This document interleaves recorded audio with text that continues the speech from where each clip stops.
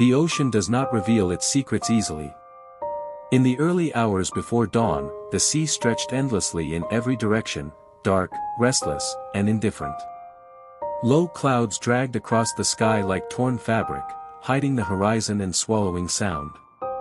Somewhere beyond that shifting gray, an enemy warship was moving, silent and unseen. It had already struck once. A burning Allied cruiser lay broken behind it, her wreckage scattered across the waves, her survivors clinging to debris as the cold water closed in. The attacker had not stopped. It had turned south and vanished into the weather, carrying with it the weight of fear and urgency that now gripped every command room along the coast. Maps were spread across tables. Pins were placed. Then moved again. But the ocean remained empty. For more than a day, the pursuit dragged on. Destroyers cut white scars through the waves. Reconnaissance aircraft flew wide search patterns, engines screaming as they raced across assigned sectors. They found nothing. Not smoke. Not a shadow.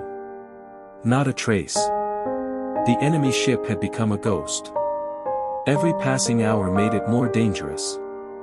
If it reached open sea, it could disappear forever, strike convoys, sink more ships, and rewrite the balance of the naval war. Commanders knew the truth they did not say aloud. They were running out of time. Then, far from the admirals and their charts, on a rain-soaked airstrip carved out of rock and wind, a different kind of aircraft was being prepared for flight. It was not fast. It was not sleek. Its broad wings were scarred by salt and age. Its engines hummed rather than roared.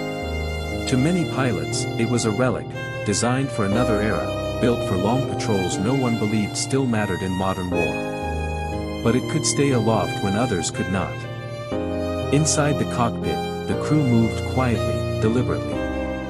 No speeches. No bravado. Just checklists, gloved hands, and the low rhythm of machines built to endure. They knew their assignment was simple in theory and almost impossible in reality. Search an ocean measured in thousands of square miles. Find a ship that does not want to be found. Return with answers, or not at all. As the aircraft lifted from the water and disappeared into the cloud cover, no one watching believed it would be the one to change the course of the chase. They believed speed would win this hunt. They were about to learn a different lesson. The aircraft settled into its patrol altitude and vanished into the storm. Inside the clouds, the world narrowed to instruments, engine vibration, and the steady ticking of time. Rain streaked across the windshield in uneven lines, blurring sky and sea into a single moving surface. Below them, the ocean rolled endlessly, dark, cold, and hostile. Hour after hour passed. The crew flew methodical search patterns, legs measured not in miles but in patience. The navigator leaned over his charts, pencil marking empty boxes. The radio operator listened to static broken only by distant voices reporting the same thing. Nothing. Still nothing. Fuel was not the problem. Endurance was. This aircraft had been built for moments like this, long before the war demanded them. While faster planes burned through fuel and returned to base, this one remained. It lingered. It waited.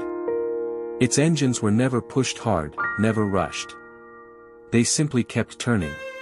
But endurance had a cost. Fatigue crept in silently. Eyes strained against gray horizons that refused to change.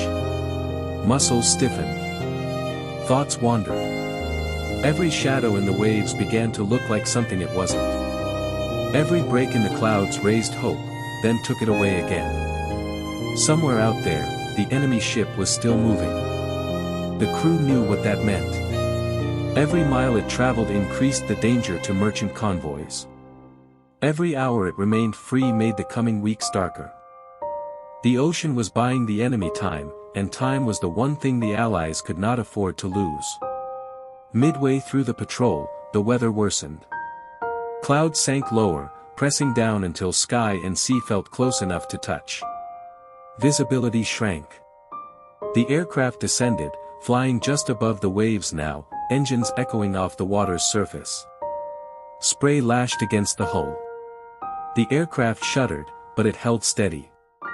This was where faster planes would turn back. This one did not.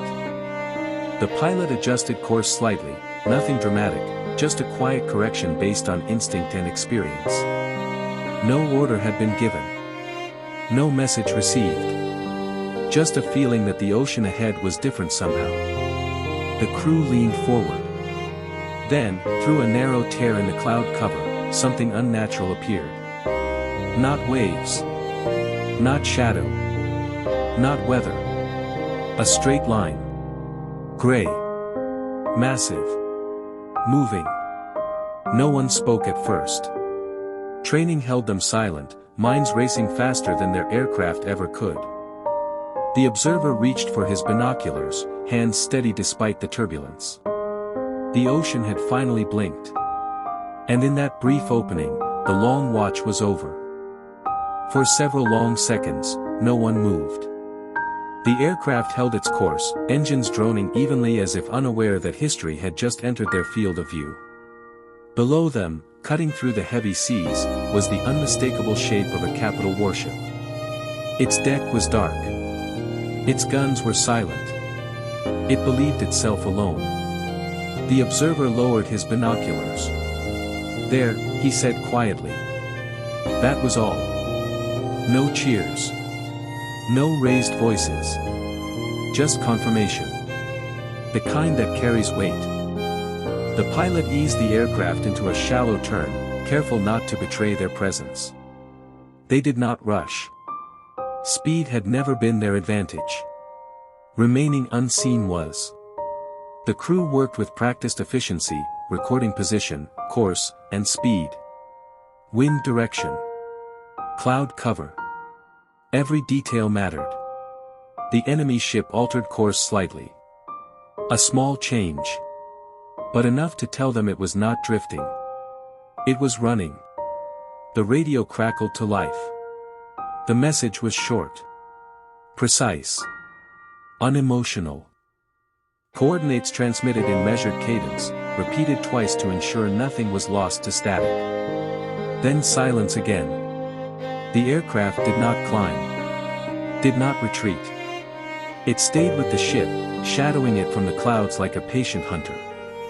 Below, the battleship's crew went about their routines, unaware that the chase had ended above their heads.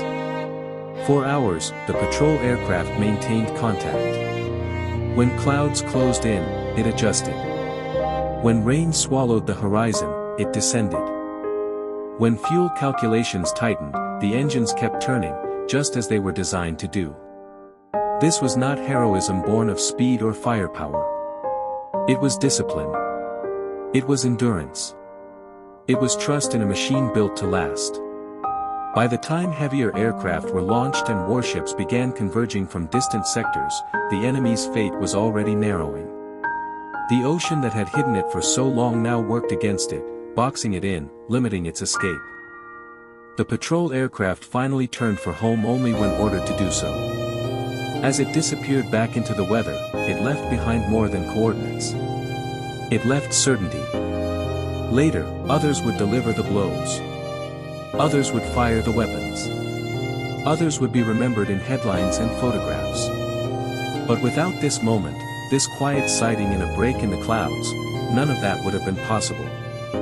In war, speed captures attention. Endurance decides outcomes. And on that gray stretch of ocean, an underestimated aircraft proved it beyond doubt. The strike did not come from the aircraft that found the target. It came later, through worsening weather, exhausted crews, and orders delivered with the knowledge that failure was no longer an option. Weapons were launched. Steel met steel. The sea, once again, claimed its due. By the time the fighting was over, the enemy warship that had haunted the ocean was gone. But the outcome of the pursuit had been decided long before the final blow. In command rooms, reports were written and filed. Lines were drawn across maps and then erased. The victory would be recorded as a series of attacks, maneuvers, and decisions made under pressure. Names would be assigned to moments. Dates would be remembered. Yet one detail would barely stand out. The patrol aircraft. The long watch. The hours of nothing. There were no medals given for staying aloft while others returned home. No headlines for flying low beneath the clouds, alone with the ocean in doubt. No applause for transmitting a message that changed everything without ever firing a shot. And still, it mattered. Because modern war is not won only by those who strike fastest. It is won by those who remain when others cannot. By those who wait. By those who endure. The aircraft that had been dismissed as outdated would continue to fly long after skeptics predicted its end. It would search empty seas night after night. It would find survivors drifting where hope had nearly vanished. It would patrol routes no one noticed, until they were left unguarded. Its crews would rarely be seen in victory parades. But sailors would remember the sound of engines overhead. Pilots would remember the quiet confidence of a machine that never hurried. And history, slowly and without ceremony, would remember the lesson. Speed wins battles. Endurance wins wars. And on a storm-darkened ocean, far from cameras and glory, an underestimated aircraft proved that truth, one patient hour at a time.